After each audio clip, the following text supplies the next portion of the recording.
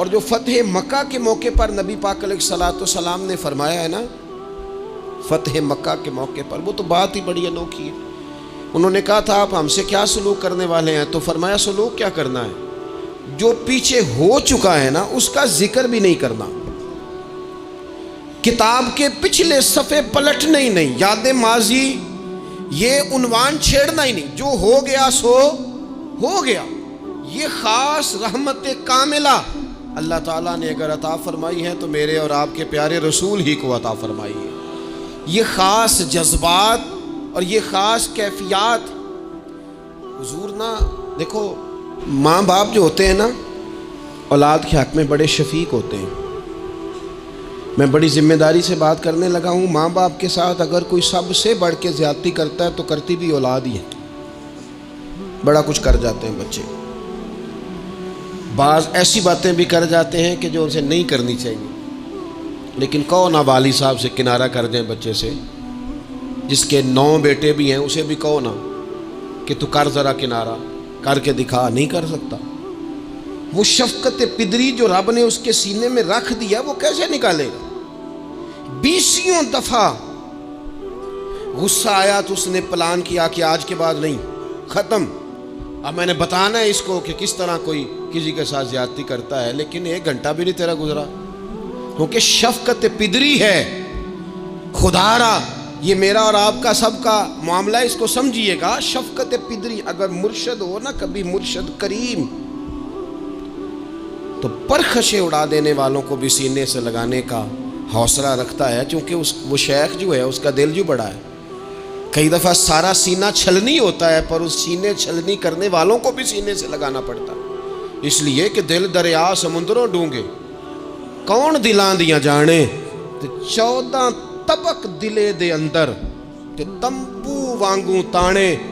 مشکل کام ہے استاد صاحب، وہ مطلب ہم نے یہ دیکھا ہے کہ بچے کو اٹھانے کے لیے والد آ گئے کہ نہیں جی نہیں ہم نے نہیں پڑھانا، تو استاد صاحب کہنے نے او میں بڑی محنت کی تھی جی ہم تے چل گیا 6 مہینے ویکھو تے صحیح، میں نے بڑی مشقت کی ہے، یہ راہ میں نہ اسے لے جاؤ۔ میں نے تو کئی ناشتے نہیں کیے کہ کلاس میں پہنچنا تھا، کئی دفعہ میں نے کھانا چھوڑ دیا کہ مجھے دیر ہو گئی تھی، نہ لے کے نہ جاؤ، میری مشقت ہے۔ یہ میں آپ کو وہ والی مثالیں دے رہا ہوں جو صرف میرے اور آپ کے عقل کے قریب ہیں۔ جب تیری 20 غلطیوں سمیت تیرا والد، تیری ماں، تیرے مرشد، تیرے استاد، تیرے بزرگ، تیرا بڑا بھائی تجھے قبول کر لیتے ہیں نا، تو بس سمجھ لے یہ جتنا بھی پیار کرتے ہیں یہ سارا ایک قطرہ ہے، اور محبوب جو محبت کرتے ہیں اس میں سارے دریا سما جایا کرتے ہیں۔ رسول پاک جو پیار کرتے ہیں نا، نبی کریم جو محبت کرتے ہیں، حضور، اور حضور کو سب سے زیادہ غم کیا رہتا تھا؟ روزی روٹی کا نہیں، اس کا بھی بندوبست کیا، تعلیم و تعلم کا بھی بندوبست کیا۔ حضور کا سب سے بڑا احساس یہ تھا کہ میری امت دوزخ سے بچ جائے، جنت میں جائے، گمراہ عقائد سے باہر آئے، راہ حق انہیں نصیب ہو۔ اس کے لیے نبی پاک جد و جہد کرتے۔ حضور کو روڑے مارنے والے، پتھر مارنے والے، کانٹے بچھانے والے، گردن پہ اوجڑیاں رکھنے والے رات کو سکون سے سو جاتے، اور نبی پاک انہی لوگوں کے لیے رات کو ہاتھ اٹھا کے ہدایت کی دعائیں کرتے رہتے۔ وہ روڑے مار کے سو گئے جا کے، اور جس نے روڑے مارے وہ نبیوں میں رحمت لقب پانے والا، مرادیں غریبوں کی بر لانے والا۔ اور کسی نے کہا تھا لے کے پہلو میں غم امت نادار آئے، لے کے پہلو میں غم امت نادار آئے۔ وہ دیکھو امتی امتی کہتے ہوئے سرکار آئے۔ وہ دیکھو نا، امتی امتی کہتے ہوئے، لے کے پہلو میں غم امت نادار آئے۔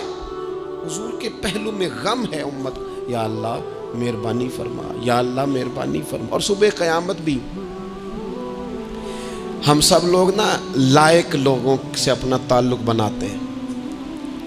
میں نے دیکھا ہے کہ ساری زندگی کا رشتہ ہے۔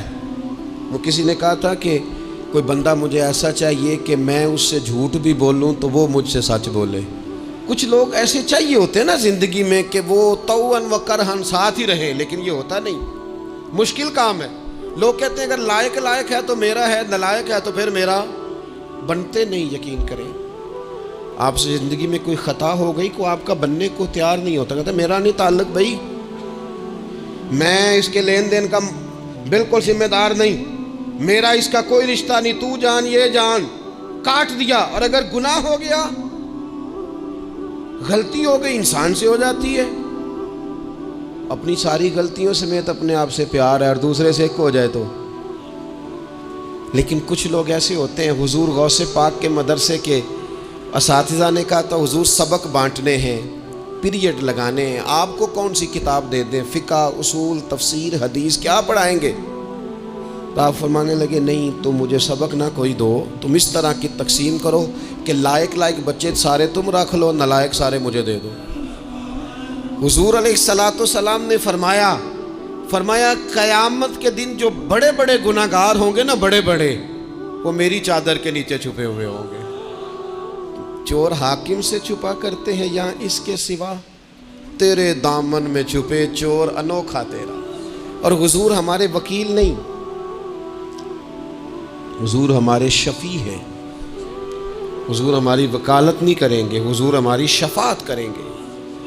وکیل وہ ہوتا ہے جو کٹہرے میں کھڑا ہو کے جج صاحب سے کہتا ہے اس نے کوئی جرم نہیں کیا، بلا وجہ الزام لگایا گیا ہے، اس نے کوئی خطا نہیں کی، یہ ذاتی اناد پال رہے ہیں، یہ بندہ ہی بڑا اچھا ہے، یہ تو تھا ہی نہیں موقع پہ، اس نے تو کیا ہی کچھ نہیں، وکالت کرتا ہے اسے معاف کر دو، یہ وکیل ہوتا ہے۔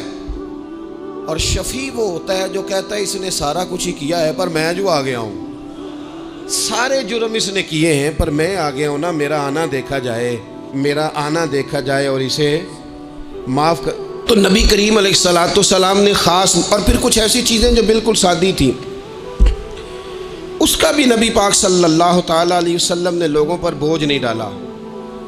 حضرت سیدنا ابن مسعود رضی اللہ تعالیٰ عنہ فرماتے ہیں، مسلم شریف میں موجود ہے، کہتے ہیں حضور ہمیں کبھی کبھی بات سنایا کرتے تھے، ہر روز تقریر نہیں سناتے تھے۔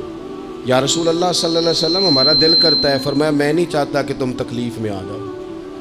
حضور فرماتے ہیں میں لمبی نماز پڑھانا چاہتا ہوں، پیچھے سے کوئی بچہ رو پڑتا ہے، میں اللہ کی نماز مختصر کر دیتا ہوں۔ نبی پاک صلی اللہ تعالیٰ علیہ وآلہ وسلم کی عادت مبارکہ تھی، حضور سواری پہ چل رہے ہوتے تھے تو کوئی غلام ساتھ چلنا چاہتا تھا تو فرماتے تھے میرے ساتھ آ کے سواری پہ بیٹھ جا۔ یا رسول اللہ میں آپ کے ساتھ نہیں بیٹھ سکتا، میں تقاضا ادب ہے کہ میں آپ کے ساتھ نہ بیٹھوں، تو حضور فرماتے پھر واپس چلا جا، میری طبیعت گوارا نہیں کرتی کہ میں سواری پہ چلوں اور میرے ساتھ جو لوگ ہیں وہ پیدل سفر کریں۔ احساسات، جذبات، محبوب کریم کو اللہ تبارک و تعالیٰ نے جو دل عطا کیا، آپ دیکھیں چھوٹے چھوٹے بچوں وہ ہمارے ہاں نا جی، بزرگ ناراض نہ مجھ سے ہو جائیں، ہمارے ہاں بزرگ بعضوں کا شکوہ کرتے ہیں، کہتے ہو کاکا ادھر آئے نا تو میرے نہ سلام نہیں لئی، بھئی آپ لے لیتے سلام، یہ کچھ جھگڑے والی بات ہے، آپ سلام کر دیں۔ رسول پاک کی عادت مبارکہ تھی کہ چھوٹے چھوٹے بچے گلیوں میں ہوتے تو حضور آگے بڑھ کے خود انہیں سلام کہتے، ان کے سروں پہ دست شفقت پھیرتے، ان کی چھوٹی چھوٹی باتیں سنتے، ان کے سوالات کے جواب ارشاد فرماتے۔ اللہ کے پیارے رسول صلی اللہ تعالیٰ علیہ وسلم کا تو یہ معاملہ تھا کہ عبادت کے معاملے میں بھی جب ایک شخص نے کہا کہ یا رسول اللہ میں ساری رات نماز پڑھا کروں گا، سارا دن روزہ رکھوں گا، تو حضور نے فرمایا نہ، آنکھیں تکلیف میں آ جائیں گی، وجود تھک جائے گا۔ ایک سرکار کی زوجہ محترمہ ام المومنین نے رسی باندھ لی تھی مسجد نبوی میں کہ میں جب تھک جاؤں گی تو ٹیک لگا لوں گی، پر میں نے پڑھنی ساری رات ہے نماز۔ اللہ کے محبوب نے فرمایا جتنی دیر طبیعت اجازت دے اتنی دیر پڑھو، باقی آرام کرو، اور فرمایا تمہاری آنکھ کا بھی تمہارے اوپر حق ہے، تمہارے وجود کا بھی تمہارے اوپر حق ہے۔ یہ ساری چیزیں نبی پاک صلی اللہ تعالیٰ علیہ وسلم کی امت کے ساتھ رحمت پر دلالت کرتی ہیں۔ اسی طور پر آپ دیکھیں کہ نبی کریم علیہ السلام نے 2-3 دن تراویح پڑھی، پھر صحابہ جمع ہو گئے، زیادہ لوگ آ گئے تو سرکار اندر سے باہر ہی نہیں آئے، حجرے میں رہے۔ فجر کے وقت آئے تو فرمایا مجھے پتا تھا تم سارے انتظار میں ہو اور تم نے دیر تک میرا انتظار کیا، میں جان بوجھ کے نہیں آیا۔ کیوں نہیں آئے یا رسول اللہ صلی اللہ تعالیٰ علیہ وسلم؟ تو حضور فرمانے لگے اس لیے نہیں آیا کہ اگر میں آ جاتا